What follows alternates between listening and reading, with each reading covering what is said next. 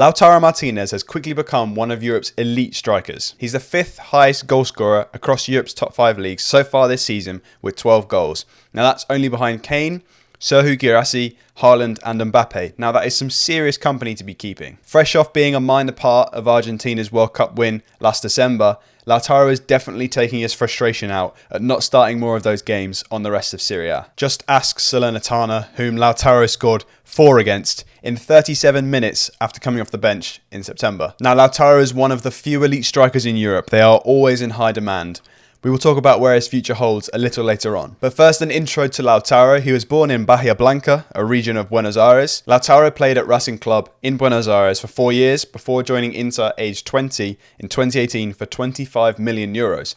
And is, as of the current time of recording, Racing Club's all-time record sale. He did, however, nearly join Real Madrid in 2015, but as he was 17 at the time and felt he would be a little bit homesick, it wasn't really time for him to leave Argentina. Known by the nickname El Toro, meaning the Bull, so called because of his leadership, tenacity and mentality on the pitch, Lautaro is now in his 6th season at Inter, and in that time he scored 116 goals, making him their 9th highest goal scorer of all time. And Lautaro this season is undoubtedly proving why he is now worth 4 times the price that Inter paid for him just over 5 years ago. But what makes Lautaro one of Europe's best strikers and arguably best finishers? When we look at Lautaro so far this season, he's scored 12 goals in 12 games for Inter, 5 ahead of the next scorer in Serie A, which is Giroud, who only has 7. And based on XG over performance, he is the 4th best finisher in Europe's top 5 leagues behind Serhou Guirassy, Harry Kane and surprisingly Jude Bellingham.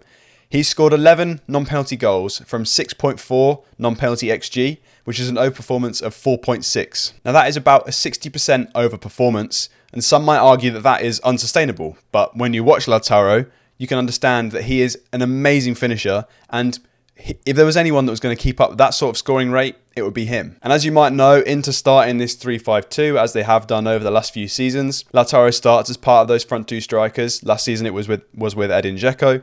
This season it's typically with Marcus Thuram. And he's given license to roam, drop deep and link up with the advancing midfielders and the wing-backs that make Inter so good.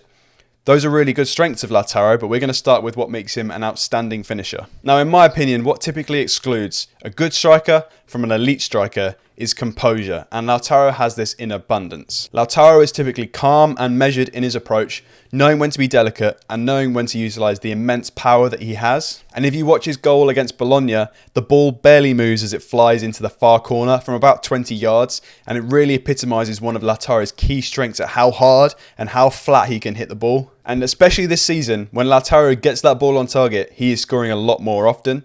He's currently performing at his best throughout his career in terms of the number of goals per shots on target that he's taking, with 0.69, which so far this season puts him in the 98th percentile for Serie A. His deftness of touch when finishing is expertly shown in the first of his 4 goals that he scored in one half against Salernitana in September. So as you can see, the ball comes in from Marcus Thuram, who is having an outstanding season so far for Inter, after coming in from the summer on a free. I think is possibly one of the best value signings that we've seen, especially this season. And this is one of the 3 times that Thuram has assisted Lautaro, this being the most that 2 players have assisted each other in Serie A so far this season. He plays a perfectly weighted ball into the box for Lautaro, who has just come on, and he times his run perfectly. And as you can see, Lautaro has found the perfect space to occupy.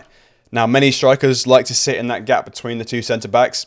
Lautaro is definitely one of them. He loves to make those driving runs in between them, and in this case chooses the best option as he typically does. And seeing as Inter have attempted the 10th most crosses in Europe's top 5 leagues so far this season, and the most in Serie A, it really highlights their dependency on wing-backs and how vital it is that Lautaro is good at timing his runs and finding the right space to occupy defenders and get across them. And Lautaro does that perfectly, picking the right option, getting in between those 2 strikers, and the finish is just outstanding. He chips Ochoa beautifully. Some strikers might panic and try and go round Ochoa or power it past him, but in this case the finish is just perfect for the scenario, which Lautaro is so good at doing. And Lautaro's ability to finish these types of crosses and chances have become a standout technical skill that he now possesses. And this is another example that was shown here against Fiorentina. The ball comes in from Cuadrado, who's in this case playing as a wing-back. The cross is played in low and at speed. Because obviously Inter aiming for Lautaro in this case, it really utilises the fact that he isn't massive.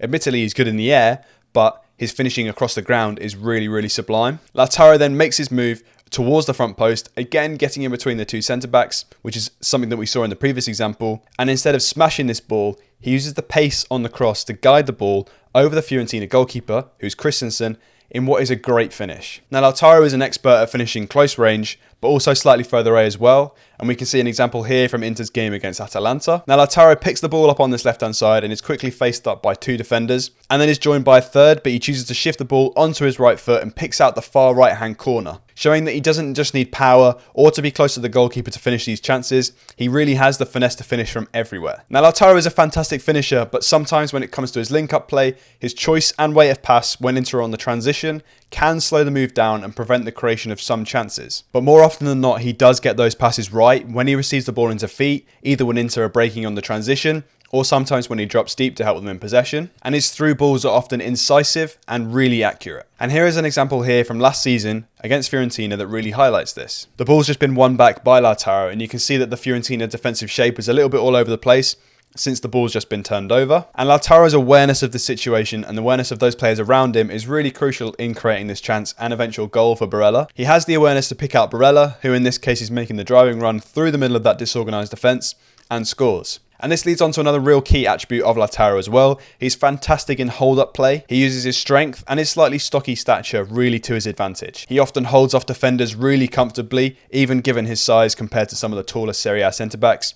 And he's really good at bringing in the midfielders, the midfield three that Inter use, typically Barella or Çalhanoğlu, to allow him to continue their transitional fast breaks that they really do rely on. His dribbling style is direct and powerful, but with the skill of an Argentine who grew up playing street football with those quick changes in direction and flair that you often see. And Lautaro is really utilising those strengths this season. His progressive carries per 90 have increased from 1.71 last season to 2.2 so far this, highlighting how effective he has been in Inter's transitional play that they really thrive on, using his nimble footwork alongside his bull-like strength in so many situations to carry Inter up the pitch. And throughout Lautaro's career, he's gained the reputation of being an incredibly dedicated and hard-working player.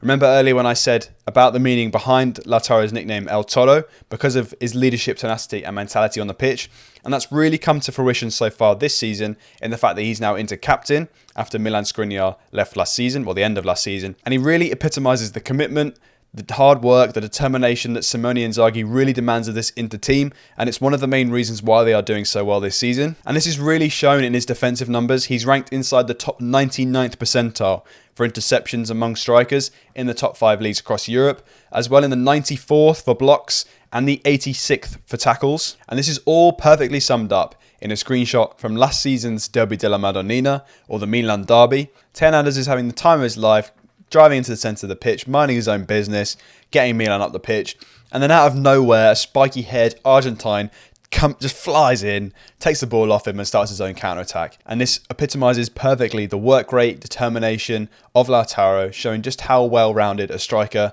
and a general team asset he is to Inter, and just why he has that captain's armband on at the moment. Lautaro has incredible skill, technique and commitment, as we've seen throughout this video, and there are not many like El Toro, and you can see why Inter want to keep him so badly. So what does the future hold for Lautaro? Well, he's already won a World Cup, a Coppa America, a Serie A title and 2 Coppa Italias. And having reached the final of the Champions League last season, this will undoubtedly be an aim of Lautaro, spurred on by that defeat by Man City last season. In the medium term, Lautaro looks set to stay at Inter, with a new contract supposedly just round the corner. And when speaking to Sky Sports Italia, Inter CEO Beppe Marotta spoke of the optimism that he and the club have of extending Lautaro's contract beyond its current run-out time, which is June 2026. According to Capology, Lautaro is the joint 3rd highest paid player in Serie A on €213,000 a week, who's the joint highest at Inter with Hakan Çalhanoğlu. The highest across Serie A is Dusan Vlahovic, who's paid nearly €250,000 a week. And you'd imagine any new contract for Lautaro would take him in a similar sort of ballpark to that figure that Vlahovic earns. And with Inter top of Serie A, and with every chance of progressing into the latter stages of the Champions League, you can see why one of Europe's best finishers wants to continue at Inter. The only threat to Lautaro's time at Inter continuing is Inter's quite sketchy financial situation. Lautaro being one of their most prized assets, his sale might be forced in the future if these finances continue to worsen. And alongside Lautaro deciding to leave Inter, which is really unlikely at the moment, it would also take an immense amount of money for Inter to want to even consider selling their star striker. What do you think? Is Lautaro Martinez one of the best strikers in Europe? Will he cement his legacy at Inter, or might we see him somewhere else in the future? Let me know in the comments. But thanks again for watching. Really appreciate you watching these videos. Like if you enjoyed it, subscribe if you'd like to, and I'll see you in a video very soon. See you later.